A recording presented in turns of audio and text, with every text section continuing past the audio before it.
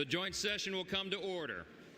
The chair appoints as members of the committee on the part of the House to escort the President of the United States into the chamber.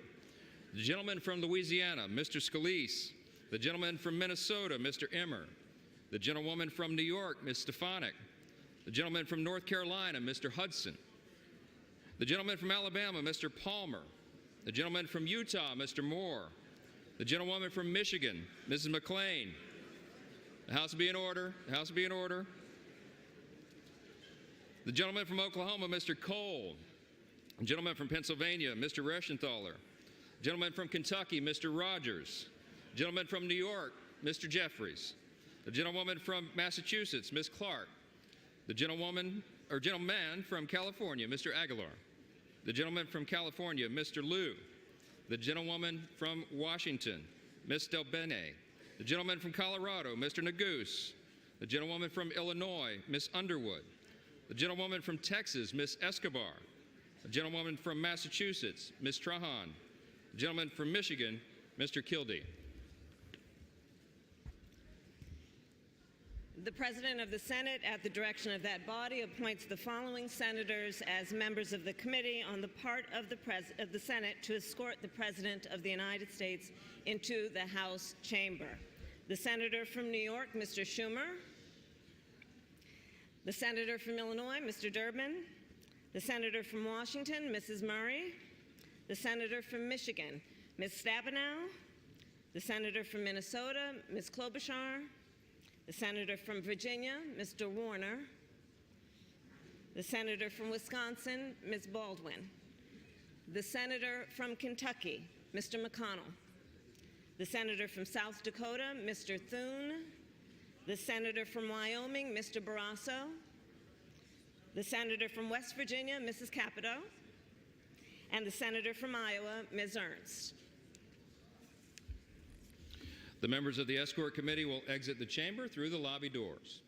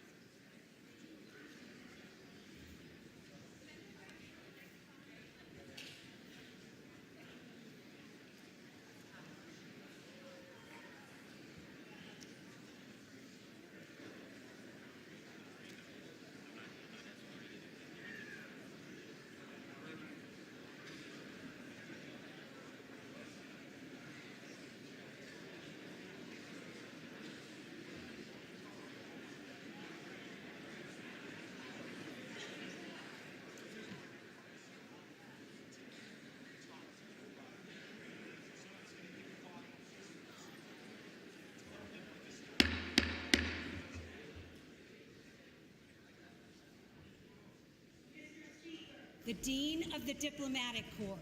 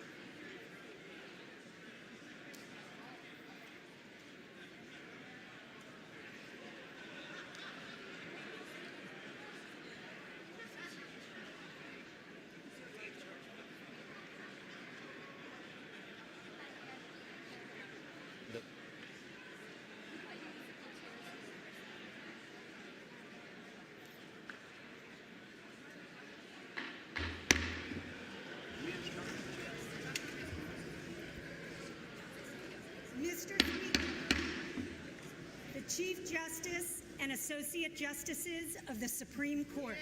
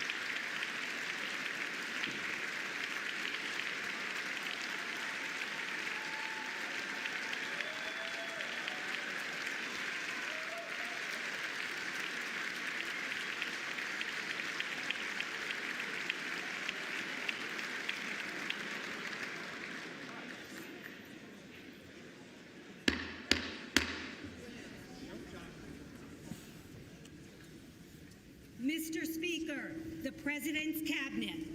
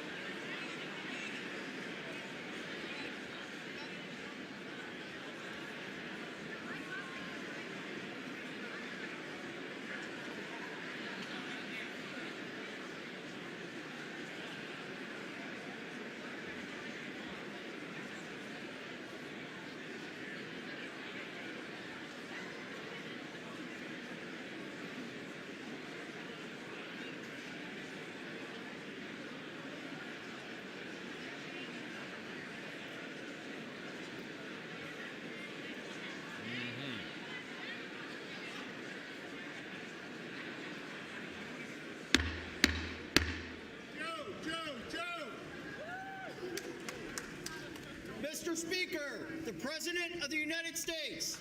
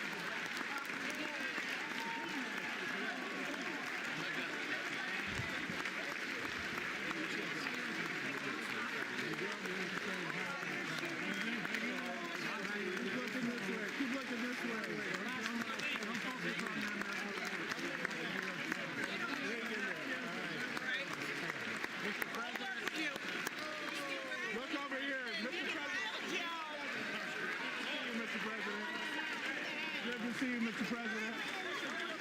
This is about you. This is about the soul of the nation. Good to see you. Soul of the nation. Soul of the nation. Listen, you see Barbara. You see Barbara Lee right here. You see Barbara Lee. You see Barbara Lee. Okay, now.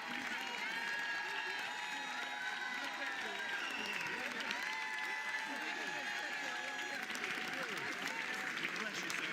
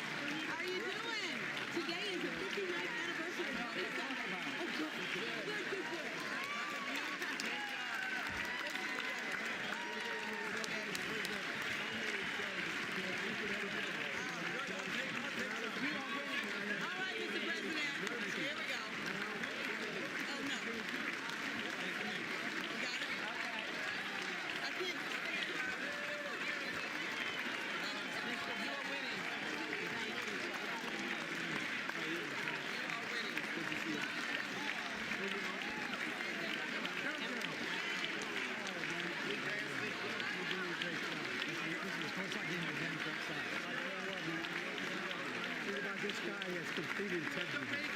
Come back. All right. Look at this. Thank you for everything. We gotta get a good selfie.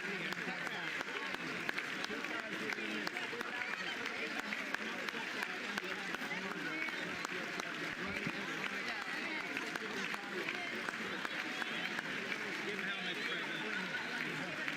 Yeah. Right on.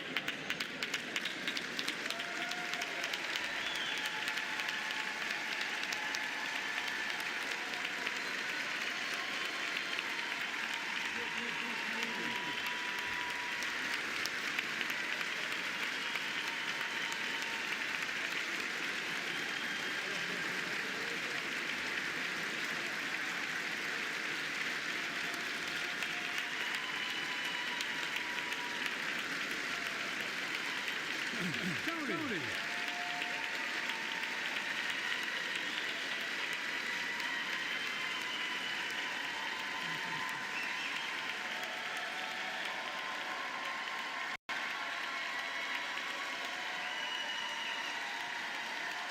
Thank you.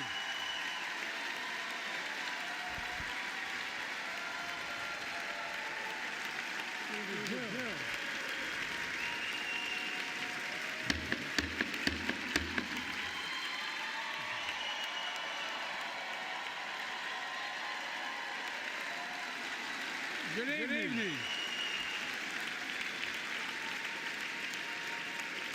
Good evening. If I were smart, I'd go home now.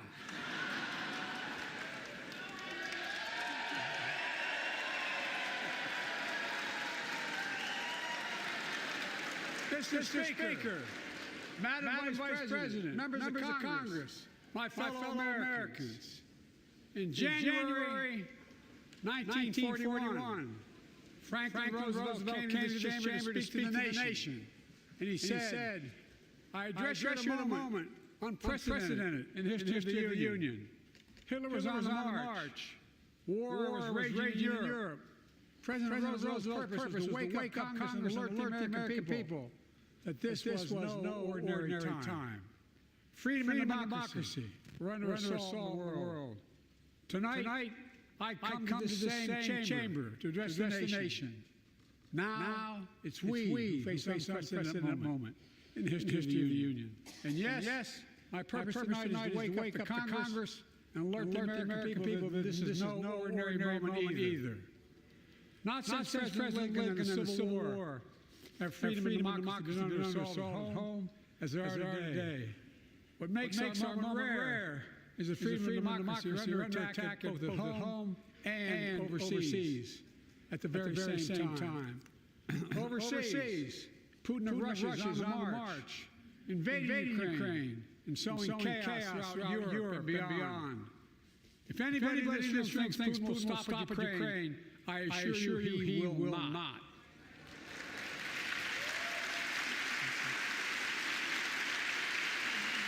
But Ukraine can stop Putin. Ukraine can stop Putin if we stand with Ukraine and provide the weapons that needs to defend itself.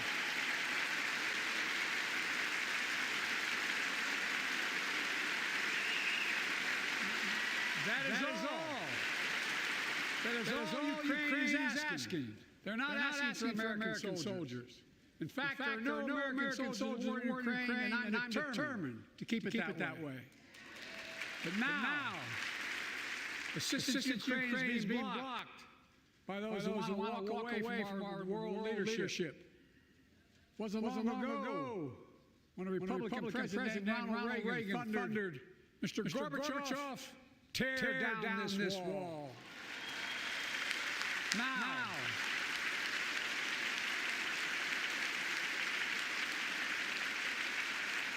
Now my predecessor, a former Republican president tells Putin, quote, do whatever the hell you want. That's a quote. A former president actually said that. Bowing down to a Russian leader. I think it's outrageous, it's dangerous, and it's unacceptable.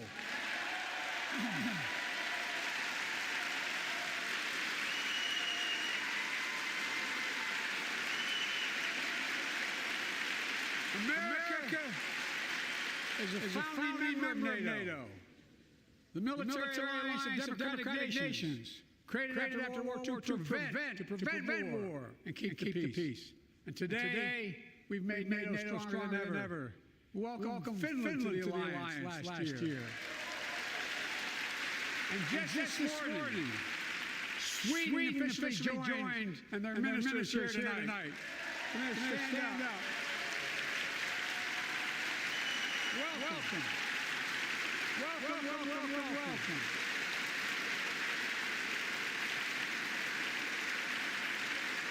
And they know how to fight.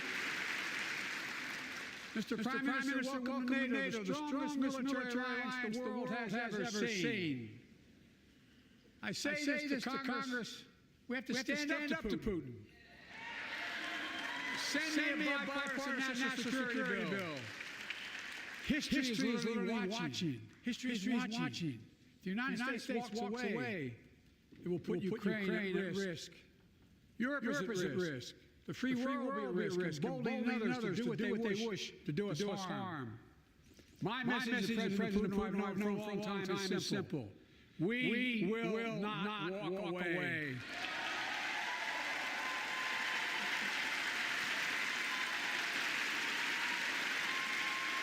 We will not bow down.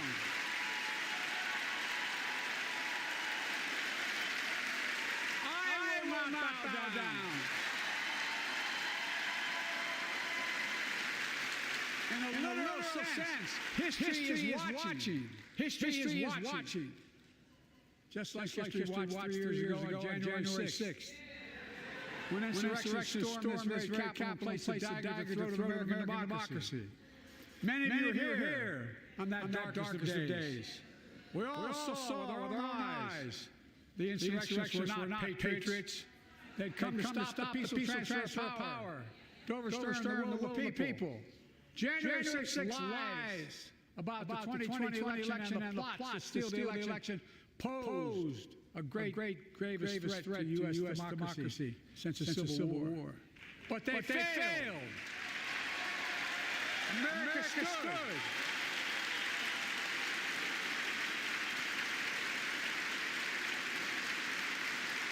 America stood strong, and democracy prevailed.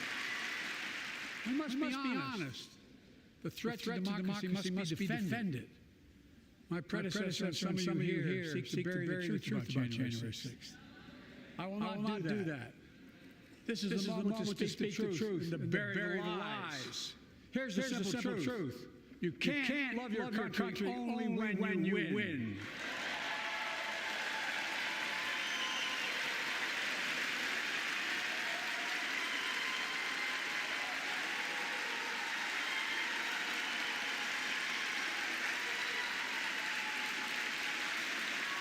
As I've done ever since being elected to office, I ask all of you without regard to party to join together and defend democracy.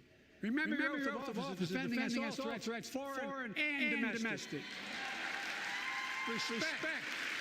Respect free and fair elections, restore trust in our institutions, and make clear political violence has absolutely no place in America, zero place. Again.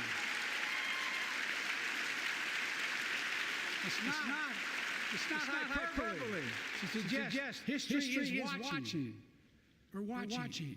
Your children and grandchildren read about this day and what we do. History is watching another assault on freedom.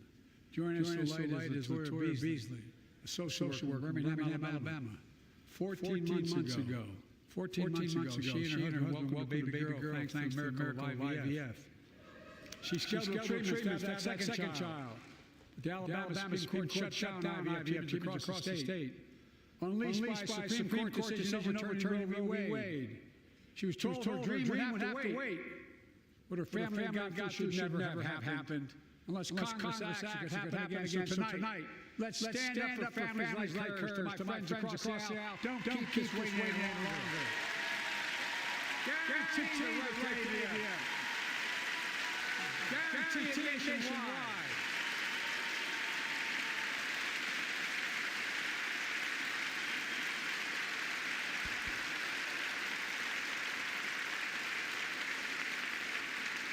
Like most Americans, I believe Roe v. Wade got it right.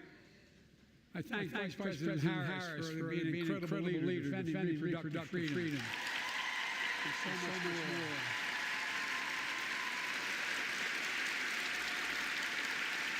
Thank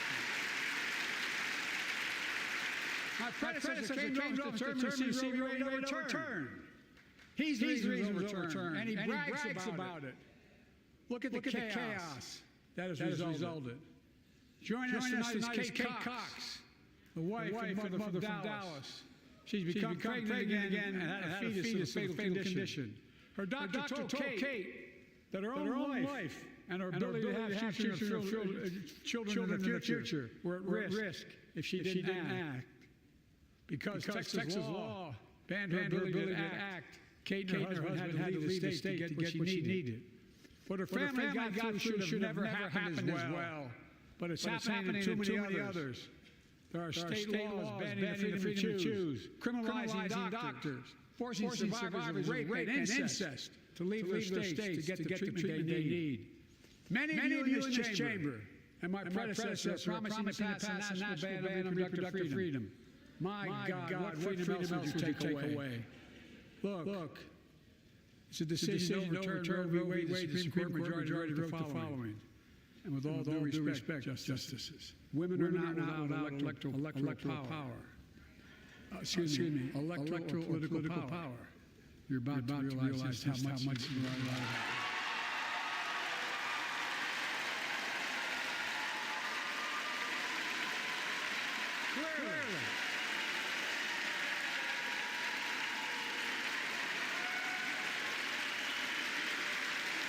Clearly.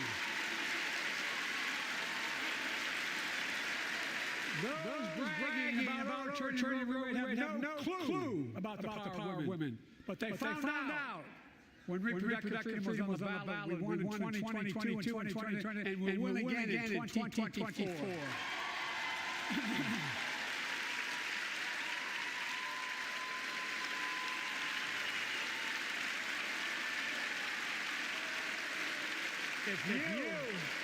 If you the American people send me a Congress that supports the right to choose, I promise you, I'll restore Roe v. Wade as the law of the land again.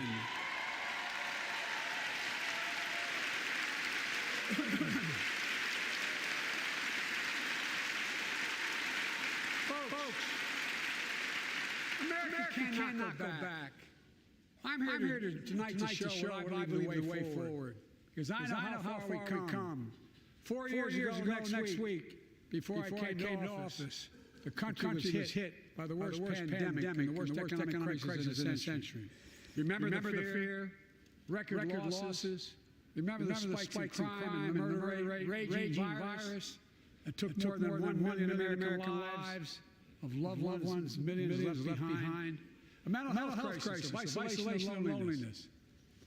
A president, my predecessor, failed the most basic presidential duty that he owes to American people, duty to care. I think that's unforgivable. I came to office determined to get us through one of the toughest periods in the nation's history. We have. It doesn't make new, but in a thousand cities and towns, the American people are writing the greatest comeback story never told.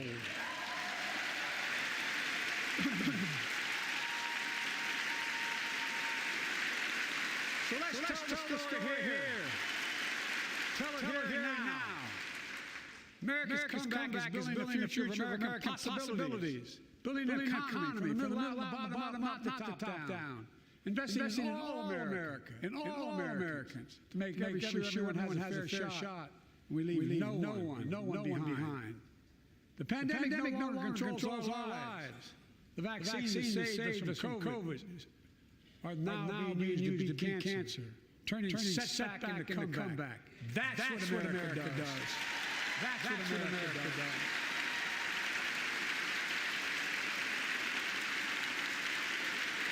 Folks, I'm hearing the economy's on the brink. Now our economy is the envy of the world. 15 million new jobs in just 3 years. A record. Unemployment at 50-year lows. A record 16 million Americans are starting small businesses. Each one is a little act of hope. With historic job growth and small business growth for Black, Hispanics, and Asian Americans, 800,000 new manufacturing jobs in America and counting. Where is it we can't be the manufacturing capital of the world? We will. More people have health insurance today More people have health insurance than ever before. The racial wealth gap is as small as it's been in 20 years. Wages keep going up, inflation keeps coming down. Inflation has dropped from 9% to 3%, the lowest in the world, and tending lower.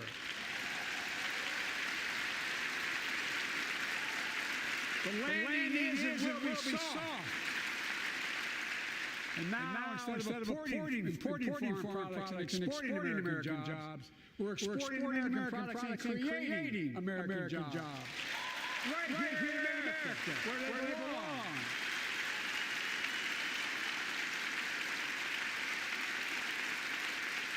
And it takes time, but the American people are beginning to feel it. Consumer studies show consumer confidence is soaring.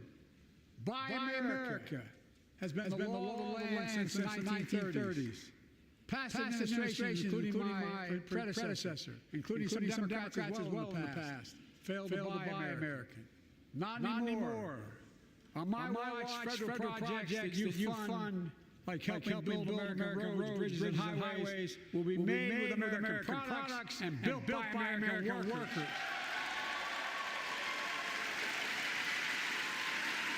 Creating good paying American jobs.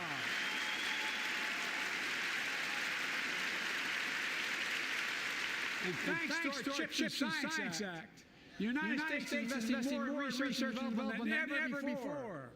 During the pandemic, the shortage of semiconductors, chips, that drove the price of everything from cell phones to automobiles. And by the way, we invented those chips right here in America. Well, instead of having to import them, private companies are now investing billions of dollars to build new chip factories here in America, creating tens of thousands of jobs. Many of those jobs paying $100,000 a year and don't require a college degree.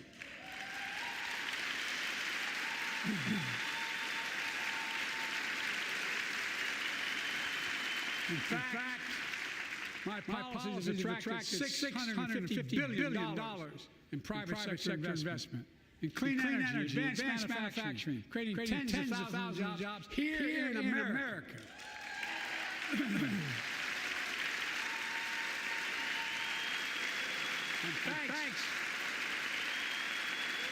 Thanks to our bipartisan infrastructure law, 46,000 projects have now installed across your communities. And by the way, I know some of you strongly voted against it. They're cheering on that money coming in. I like it. I'm with you. I'm with you. If any of you don't want that money in your district, just let me know. Modernize our roads and bridges, ports and airports, public transit systems.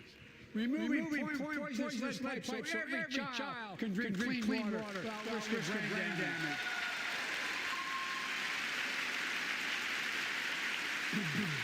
Providing affordable high-speed internet for every American, no matter where you live, urban, suburban, rural communities, in red states and blue states. Record investments in tribal communities. Because of my investment in the family farm. Because I was run by my Secretary of Agriculture, knows more about this than anybody I know. We're better able to stay in the family for those farms so that their children and grandchildren won't have to leave home to make a living. It's transformative. The great comeback story is Belvedere, Illinois. Home to an auto plant for nearly 60 years. Before I came to office, the plant was on its way to shutting down. Thousands of workers feared for their livelihoods. Hope was fading. Then I was elected to office and we raised the Belvedere repeatedly with auto companies knowing unions would make all the difference. The UAW worked like hell to keep the plant open and get these jobs back, and together we succeeded. Instead of auto factories shutting down, auto factories reopening, and a new state-of-the-art battery factory being built, the power of those cars there to say,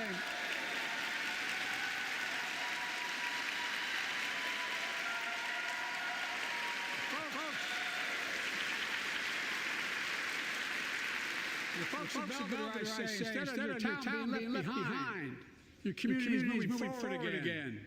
Because instead of watching auto jobs in the future go overseas, 4,000 union jobs with higher wages are building the future in Belvedere right here in America.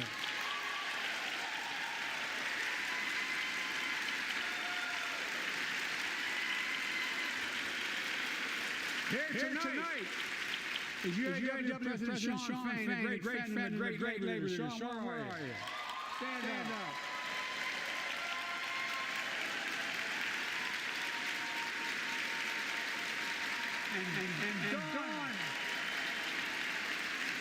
And Dawn Sims, a third-generation worker, UAW worker Belvedere. Shawn, I was proud to be the first president to stand on the picket line. And today, Dawn has a good job in her hometown, providing stability for her family and pride and dignity as well. Showing once again, Wall Street didn't build America. They're not bad guys. They didn't build it, though. The middle class built the country. And unions built the middle class.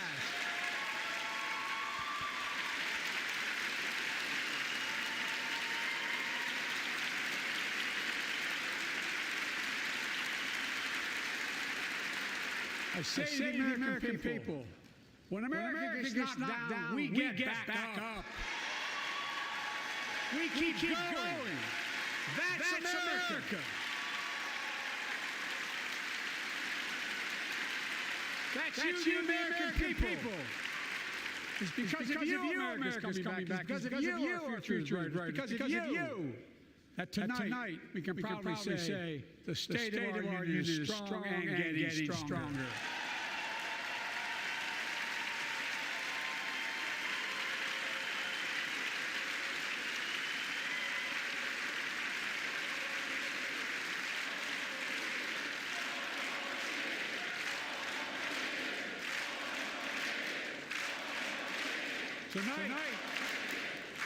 Tonight, I want to talk about the future of possibilities that we can build together.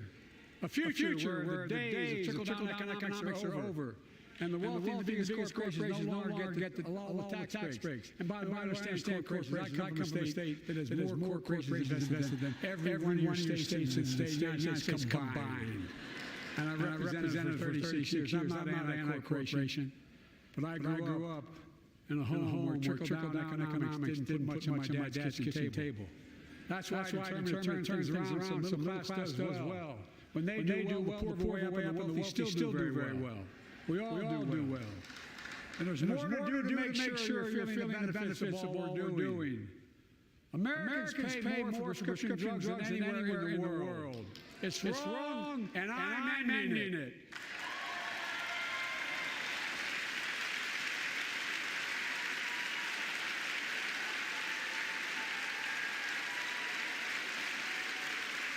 With a law that I proposed and signed, not one of your Republican buddies voted for it. We finally beat Big Pharma. Instead of paying $400 a month for their insulin with diabetes, and it only costs $10 to make, they only get paid $35 a month and still make a healthy profit.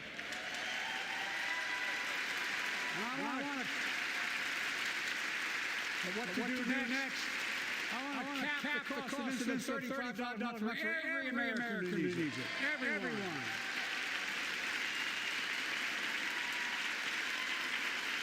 For years, people have talked about it. Finally, we got it done. Gave Medicare the power to negotiate lower prices on prescription drugs. Just like the VA is able to do for veterans. That's not just saving seniors money. It's saving taxpayers money. We cut federal debt by $160 billion. Because Medicare will no longer have to pay those exorbitant prices to Big Pharma. This year, Medicare is negotiating lower prices for some of the costliest drugs on the market to treat everything from heart disease to arthritis. It's now time to go further and give Medicare the power to negotiate lower prices for 500 different drugs over the next decade. They're making a lot of money, guys. And they'll still be extremely profitable. will not only save lives, it will save taxpayers another $200 billion. Starting next year, the same law caps total prescription drug costs for seniors on Medicare at $2,000 a year. Even for expensive cancer drugs, it costs $10,000, $12,000, $15,000. I want to cap prescription drug costs at $2,000 a year for everyone. Folks, I'm going to get in trouble for saying that, but anyone to get Air Force One fly to Toronto, Berlin, Moscow. Excuse me. Even Moscow, probably. And bring your prescription with you, and I promise you I'll get it for you for 40% the cost you're paying now. Same company, same drug, same place. Folks, the Affordable Care Act, the old Obamacare, it's still a very big deal.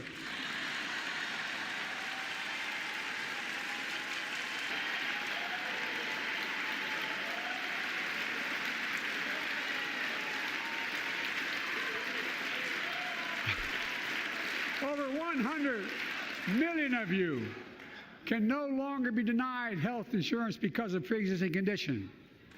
But my predecessor and many in this chamber want to take this prescription drug away by repealing the Affordable Care Act. I'm not going to let that happen. We stopped you 50 times before and we'll stop you again. In fact, I'm not only protecting it, I'm expanding it. The enacted tax credits of $800 per person per year reduce health care costs for millions of working families. That tax credit expires next year. I want to make that savings permanent.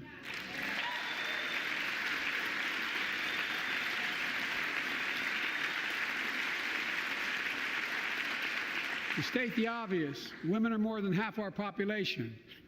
But research on women's health has always been underfunded. That's why we're launching the first ever White House initiative on women's health research, led by Jill, doing an incredible job as First Lady.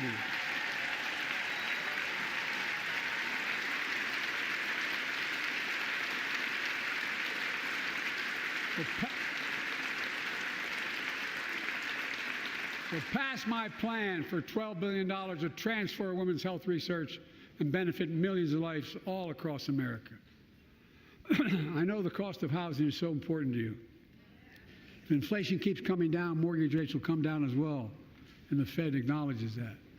But I'm not waiting.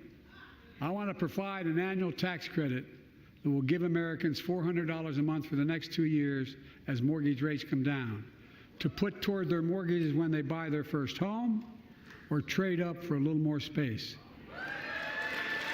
Just for 2 years.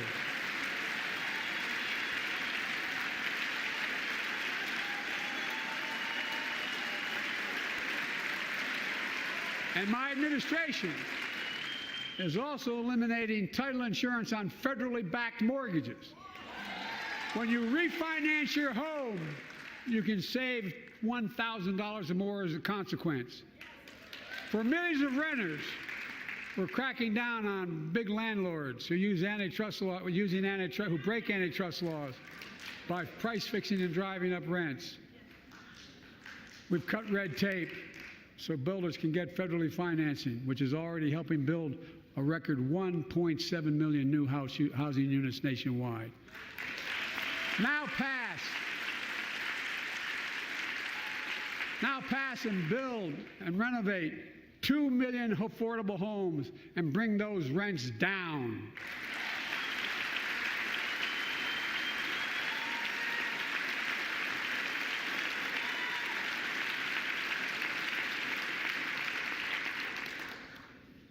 To remain the strongest economy in the world, we need to have the best education system in the world. And I suspect all of you, want to give every child, a good start by providing access to preschool for 3 and 4 years old. You know, I think I pointed out last year,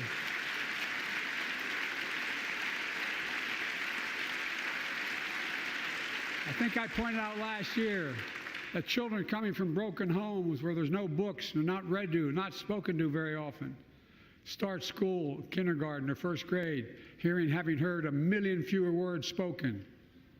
Well, studies show that children who go to preschool are nearly 50% more likely to finish high school, go on to earn a 2- and 4-year degree, no matter what their background is.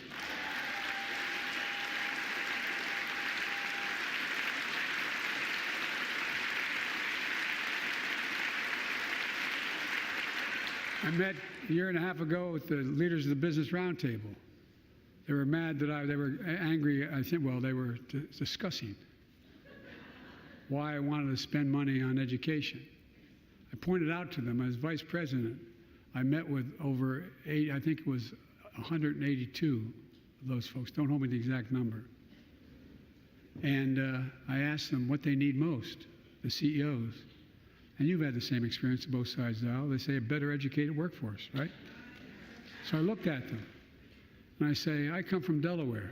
DuPont used to be the 8th largest corporation in the world. And every new enterprise they bought, they educated the workforce to that enterprise. But none of you do that anymore. Why are you angry with me providing you the opportunity for the best educated workforce in the world? And they all looked at me and said, I think you're right. I want to expand high-quality tutoring and summer learning to see that every child learns to read by 3rd grade.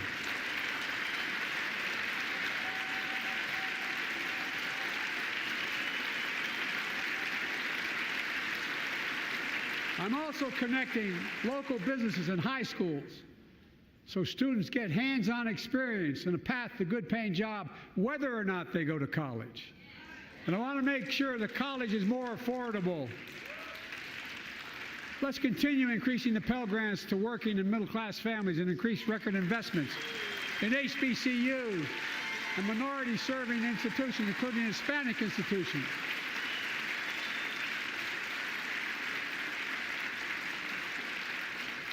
When I was told I couldn't universally just change the way in which we dealt with student loans, I fixed 2 student loan programs that already existed to reduce the burden of student debt for nearly 4 million Americans, including nurses, firefighters, and others in public service.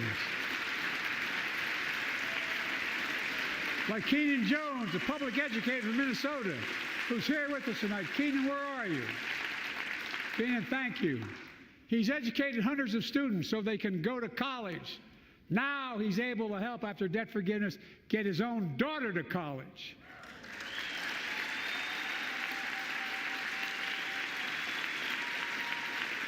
And folks, look,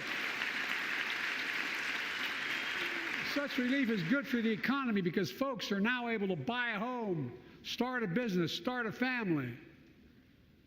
While we're at it, I want to give public school teachers a raise.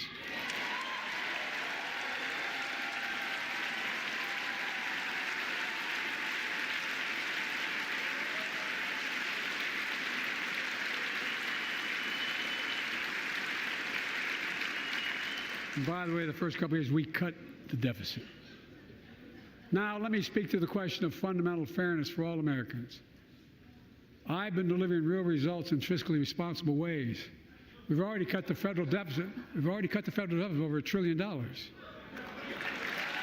signed the bipartisan deal to cut another $1 trillion in the next decade.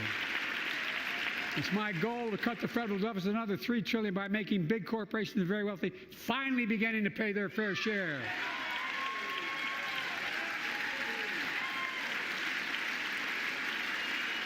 Look,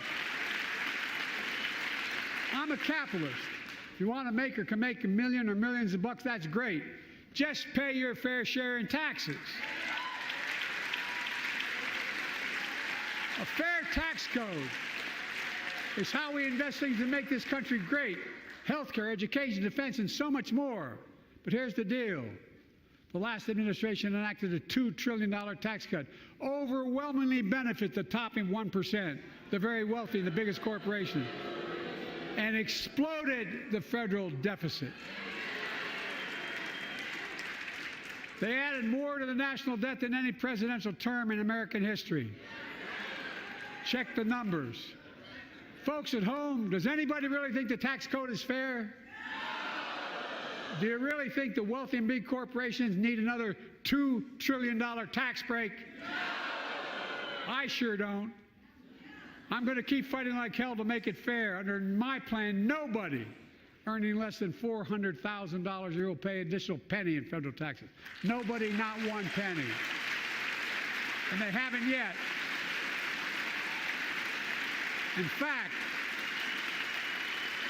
the child tax credit I passed during the pandemic cut taxes for millions of working families and cut child poverty in half. Restore that child tax credit. No child should go hungry in this country. The way to make the tax code fair is to make big corporations and the very wealthy begin to pay their fair share. Remember in 2020, 55 of the biggest companies in America made $40 billion and paid zero in federal income tax. Zero. Not anymore. Thanks to the law I wrote and we signed, big companies have to pay a minimum of 15%. But that's still less than working people pay in federal taxes. It's time to raise corporate minimum tax to at least 21%.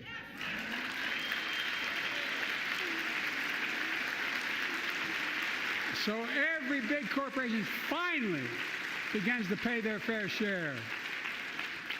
I also want to end tax breaks for big pharma, big oil, private jets, massive executive pay when it's only supposed to be $1 million that can be deducted. They can pay them $20 million if they want, but deduct $1 million. End it now. You know, there are 1,000 billionaires in America. You know what the average federal tax is for those billionaires? No. They're making great sacrifices, 8.2%.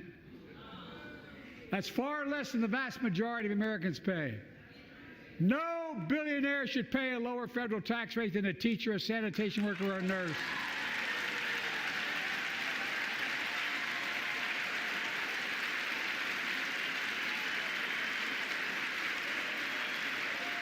I propose a minimum tax for billionaires of 25%, just 25%. You know what that would raise? That would raise $500 billion over the next 10 years. And imagine what that could do for America. Imagine a future with affordable child care.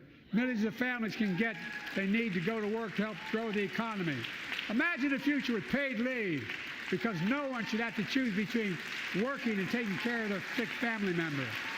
Imagine a future of home care and elder care, and people living with disabilities so they can stay in their homes and family caregivers can finally get the pay they deserve. Tonight, let's all agree once again to stand up for seniors. Many of my friends on the other side of the aisle want to put Social Security on the chopping block.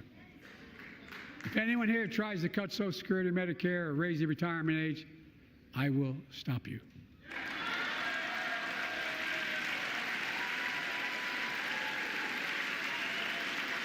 The working people who built this country pay more into Social Security than millionaires and billionaires do. It's not fair. We have two ways to go. Republicans can cut Social Security and give more tax breaks to the wealthy. That's the proposal. Oh no, you guys don't want another $2 trillion tax cut? I kind of thought that's what your plan was. Well, that's good to hear. You're not going to cut another $2 trillion for the super wealthy. That's good to hear. I'll protect and strengthen Social Security and make the wealthy pay their fair share. Look,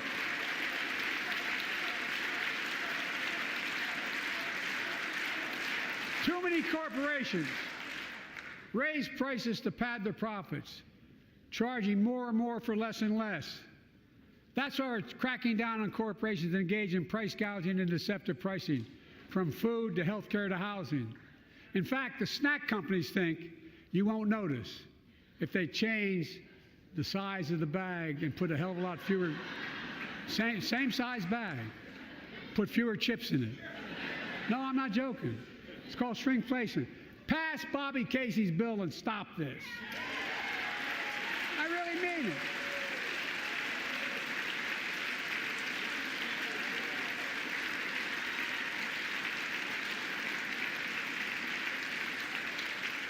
You probably all saw that commercial on Snickers bars. You get charged the same amount, and you got about, I don't know, 10% fewer Snickers in it. Look, I'm also getting rid of junk fees. Those hidden fees at the end of your bill that are there without your knowledge. My administration announced we're cutting credit card late fees from $32 to $8.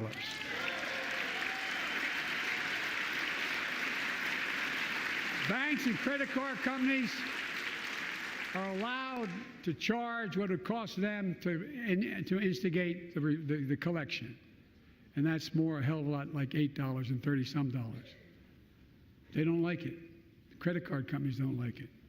But I'm saving American families $20 billion a year with all the junk fees I'm eliminating. Folks at home, that's why the banks are so mad. It's $20 billion in profit. I'm not stopping there. My administration has proposed rules to make cable, travel, utilities, and online ticket sellers tell you the total price up front so there are no surprises. It matters. It matters. And so does this.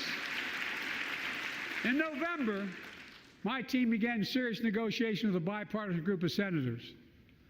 The result was a bipartisan bill with the toughest set of border security reforms we've ever seen. Oh, you don't think so? Oh, you don't like that bill, huh? That conservatives got together and said it was a good bill? I'll be darned. That's amazing. That bipartisan bill would hire 1,500 more security agents and officers, 100 more immigration judges to help tackle the backload of 2 million cases, 4,300 more asylum officers, and new policies so they can resolve cases in 6 months instead of 6 years now.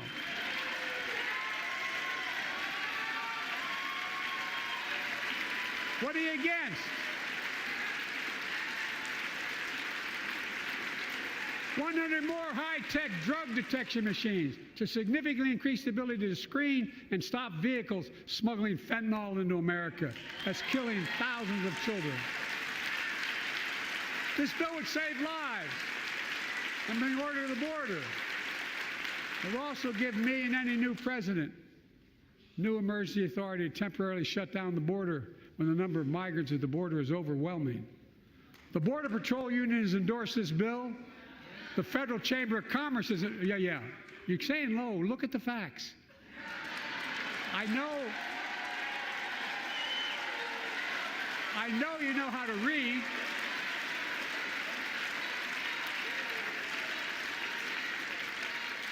I believe that given the opportunity for a majority in the House and Senate would endorse the bill as well, a majority right now.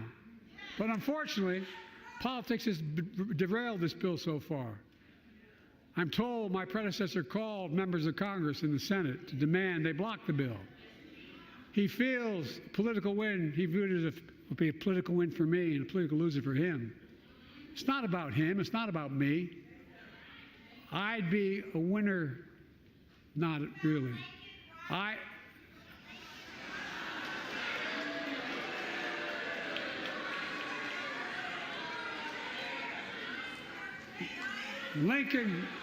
Lincoln Riley, an innocent young woman who was killed by an illegal. That's right. But how many of thousands of people being killed by illegals? To her parents, I say, my heart goes out to you, having lost children myself. I understand.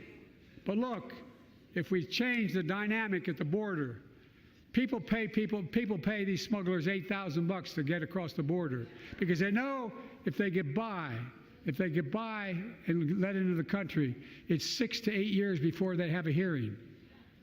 And it's worth taking the chance of the $8,000. But if it's only 6 weeks, the idea is it's highly unlikely that people will pay that money and come all that way knowing that they'll be able to be kicked out quickly. Folks, I would respectfully suggest my Republican friends owe it to the American people, get this bill done. We need to act now.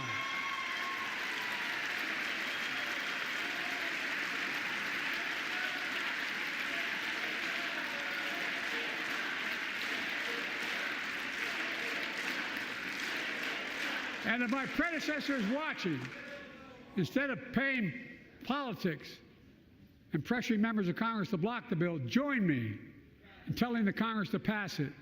We can do it together, but that's what here's what he will not do. I will not demonize immigrants saying they are poison in the blood of our country.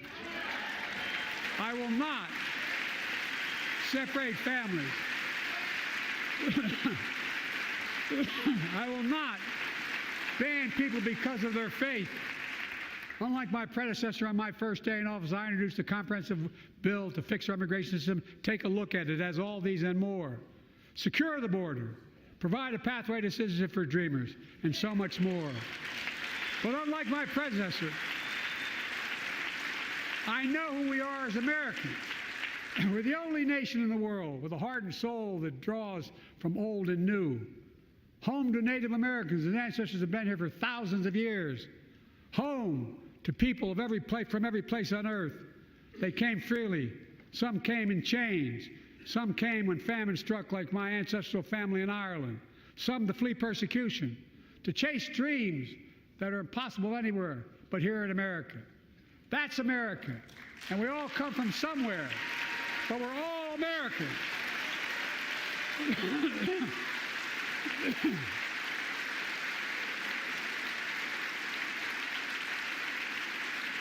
Look, folks,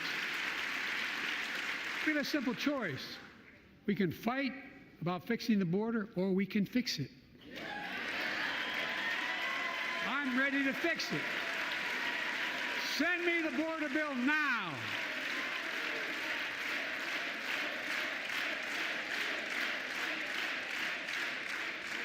A transformational moment in history happened 59 years ago today in Selma, Alabama. Hundreds of foot soldiers for justice marched across the Edmund Pettus Bridge, named after the Grand Dragon of the Ku Klux Klan, to claim their fundamental right to vote. They were beaten, they were bloody, and left for dead. Our late friend and former colleague, John Lewis, was on that march. We miss him.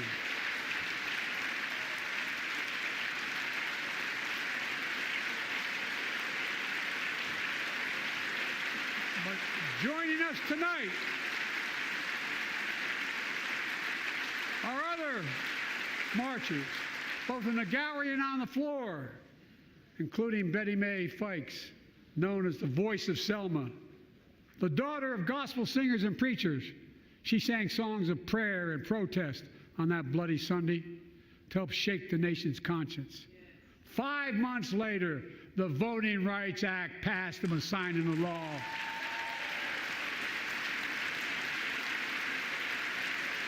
Thank you. Thank you, thank you, thank you.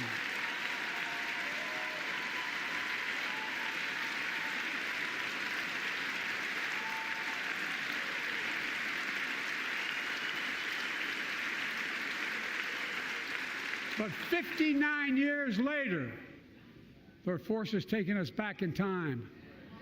Voter suppression, election subversion, unlimited dark money, extreme gerrymandering.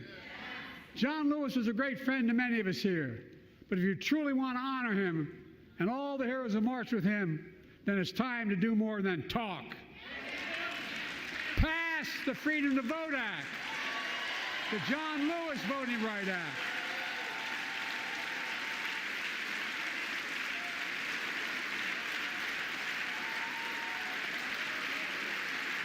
And stop denying another core value of America, our diversity across American life. Banning books, it's wrong. Instead of erasing history, let's make history. I want to protect fundamental rights. Pass the Equality Act. And my message to transgender Americans, I have your back.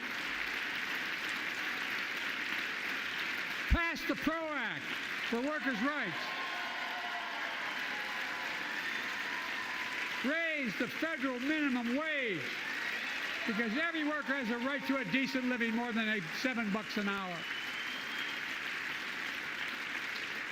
We're also making history by confronting the climate crisis, not denying it. I don't think any of you think there's no longer a climate crisis. At least I hope you don't. I'm taking the most significant action ever on climate in the history of the world. I'm cutting our carbon emissions in half by 2030, creating tens of thousands of clean energy jobs, like the IBEW work is building and installing 500,000 electric vehicle charging stations. Conserving 30% of America's lands and waters by 2030. And taking action on environmental justice, fence-line communities smothered by the legacy of pollution. And patterned after the Peace Corps and AmeriCorps, I launched the Climate Corps to put 20,000 young people to work in the forefront of our clean energy future. I'll triple that number in a decade.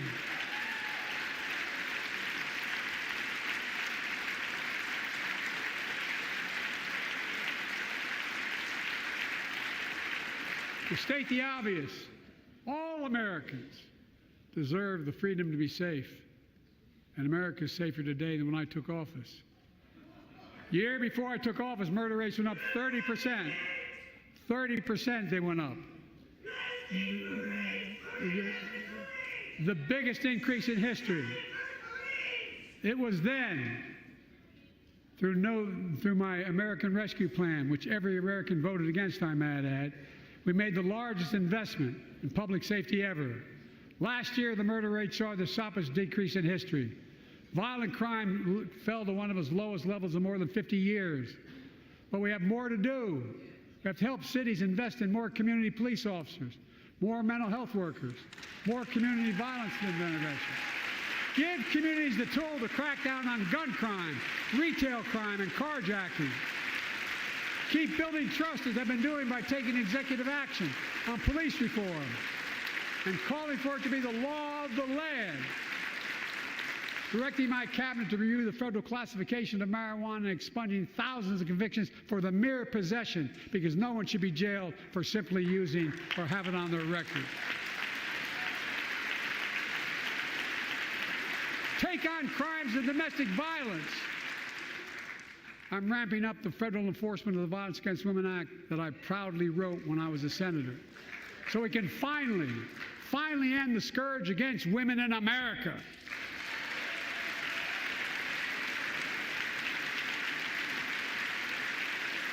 There are other kinds of violence I want to stop.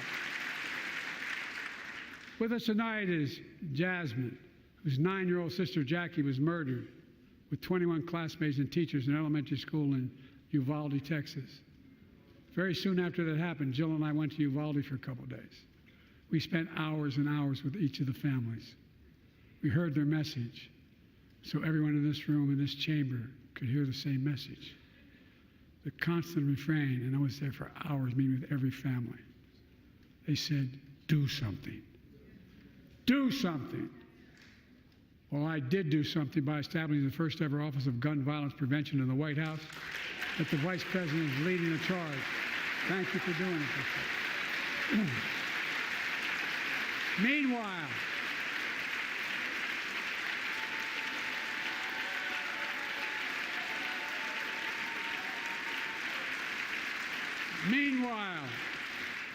my predecessor told the NRA he's proud he did nothing on guns when he was president.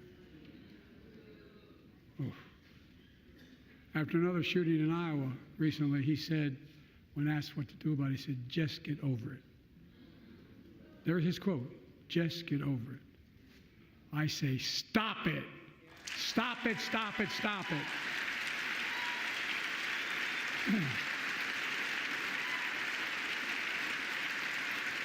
I'm proud we beat the NRA when I signed the most significant gun safety law in nearly 30 years because of this Congress. We now must beat the NRA again. I'm demanding a ban on assault weapons and high-capacity magazines. Pass universal background checks. None of this.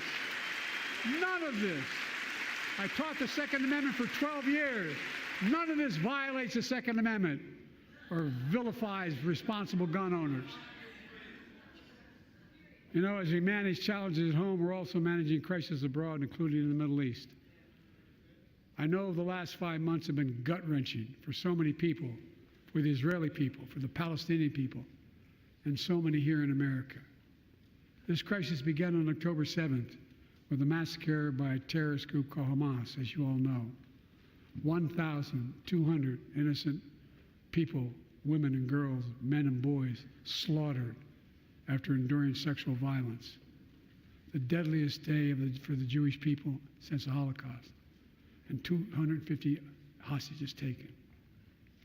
Here in this chamber tonight are families whose loved ones are still being held by Hamas. I pledge to all the families that we will not rest until we bring every one of your loved ones home. We also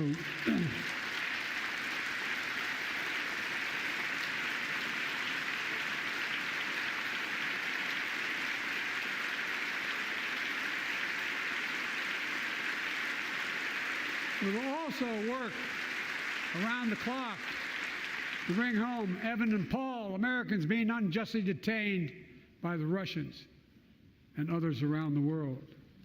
Israel has the right to go after Hamas. Hamas ended this conflict by releasing hostages, laying down arms, could end it by releasing the hostages, laying down arms, and surrendering those responsible for October 7th. But Israel has Israel has an added burden because Hamas hides and operates among the civilian population like cowards under hospitals, daycare centers, and all the like. Israel also has a fundamental responsibility, though, to protect innocent civilians in Gaza.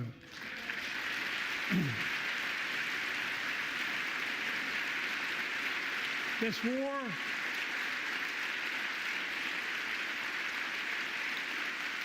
has taken a greater toll on innocent civilians than all previous wars in Gaza combined.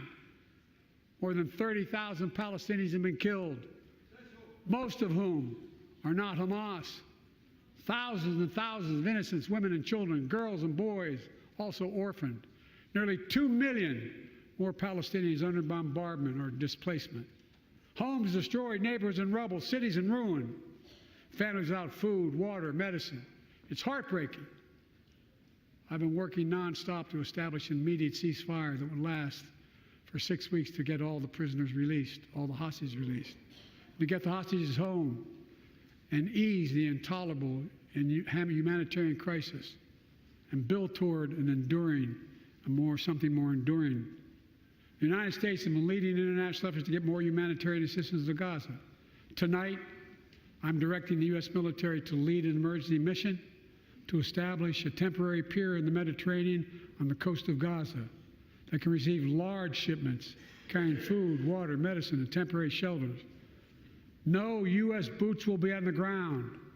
A temporary pier will enable a massive increase in the amount of humanitarian assistance getting into Gaza every day.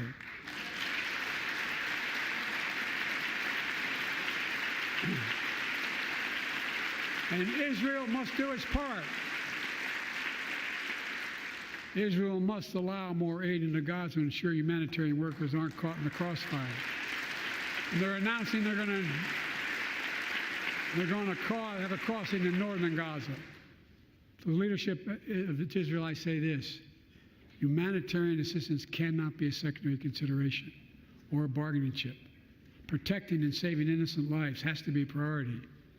As we look to the future, the only real solution to the situation is a two-state solution over time.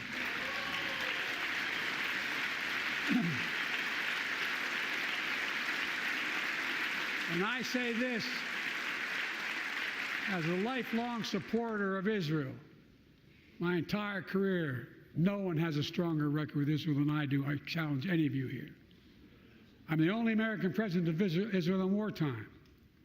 But there is no other path that guarantees Israel's security and democracy. There is no other path that guarantees Palestinians can live in peace with peace and dignity. And there's no other path that guarantees peace between Israel and all of its neighbors including Saudi Arabia, with whom I'm talking. Creating stability in the Middle East also means containing the threat posed by Iran. That's why I built a coalition of more than a dozen countries to defend international shipping and freedom of navigation in the Red Sea. I've ordered strikes to degrade the Houthi capability and defend U.S. forces in the region. As Commander-in-Chief, I will not hesitate to direct further measures to protect our people and our military personnel.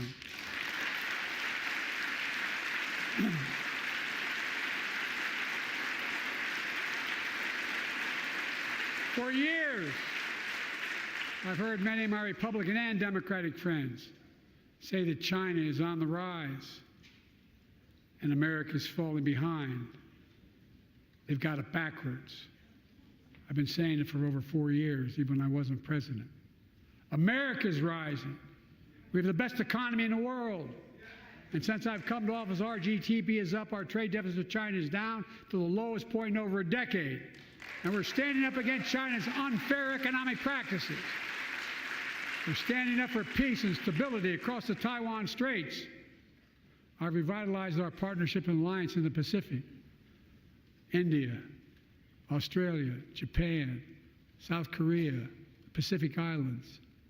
I've made sure that the most advanced American technologies can't be used in China, not allowing to trade them there. Frankly, for all this tough talk on China, it never occurred to my predecessor to do any of that. I want competition with China, not conflict. And we're in a stronger position to win the conflict of the 21st century against China than anyone else, for that matter, than any time as well. Here at home, I've signed over 400 bipartisan bills, but there's more to pass my unity agenda. Strengthen penalties on fentanyl trafficking. You don't want to do that, huh? Pass bipartisan privacy legislation to protect our children online. Harness the promise of AI to protect us from peril. Ban AI voice impersonations and more. And keep our truly sacred obligation to train and equip those we send into harm's way and care for them and their families when they come home and when they don't.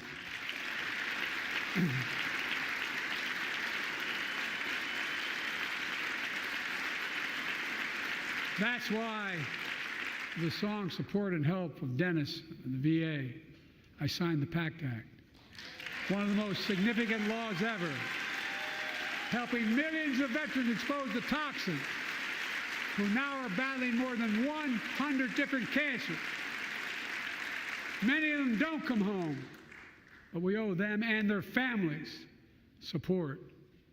We owe it to ourselves to keep supporting our new health research agency called ARPA-H, and remind us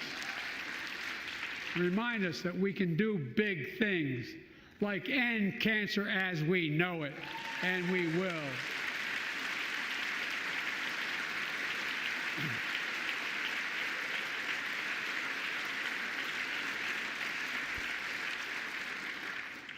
Let me close with this. Yay!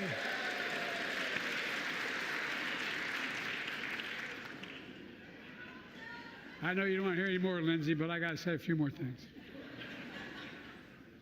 I know it may not look like it, but I've been around a while.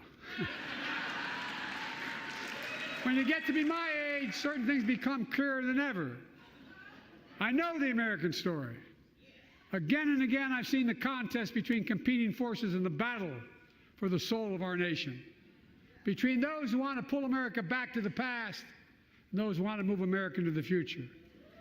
My lifetime has taught me to embrace freedom and democracy, a future based on core values that have defined America: honesty, decency, dignity, equality, to respect everyone, to give everyone a fair shot, to give hate no safe harbor. Now, other people my age see it differently. The American story of resentment, revenge, and retribution, that's not me.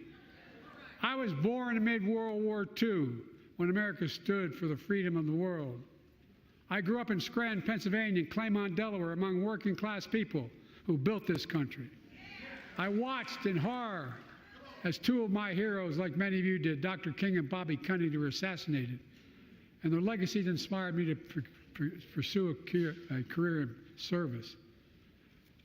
I left the law firm and became a public defender because my city of Wilmington was the only city in America occupied by the National Guard after Dr. King was assassinated because of the riots. And I became a county councilman almost by accident. I got elected to the United States Senate when I had no intention of running at age 29. Then vice president of our first black president. Now president to the first women vice president.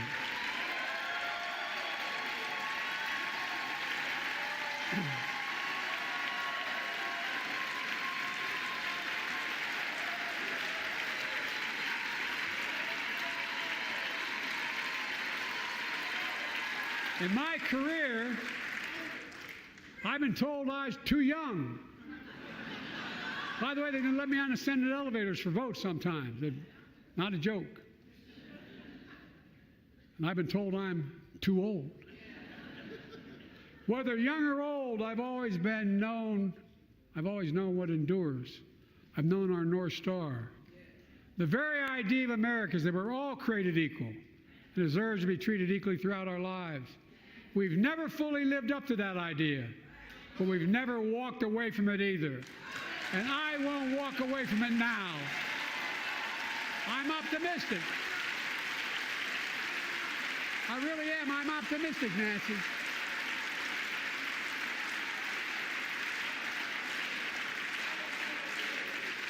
My fellow Americans,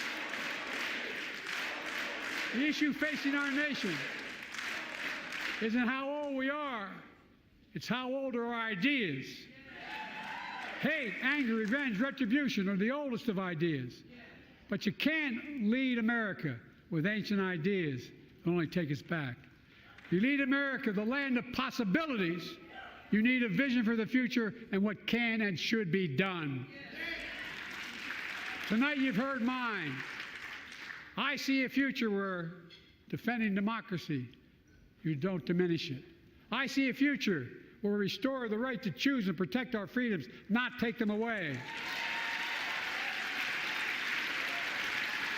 I see a future where the middle class finally has a fair shot and the wealthy have to pay their fair share in taxes. I see a future where we save the planet from the climate crisis and our country from gun violence. Above all, I see a future for all Americans. I see a country for all Americans. And I will always be president for all Americans because I believe in America. I believe in you, the American people. You're the reason we've never been more optimistic about our future than I am now. So let's build the future together. Let's remember who we are. We are the United States of America. And there is nothing beyond our capacity when we act together. God bless you all, and may God protect our troops. Thank you, thank you, thank you.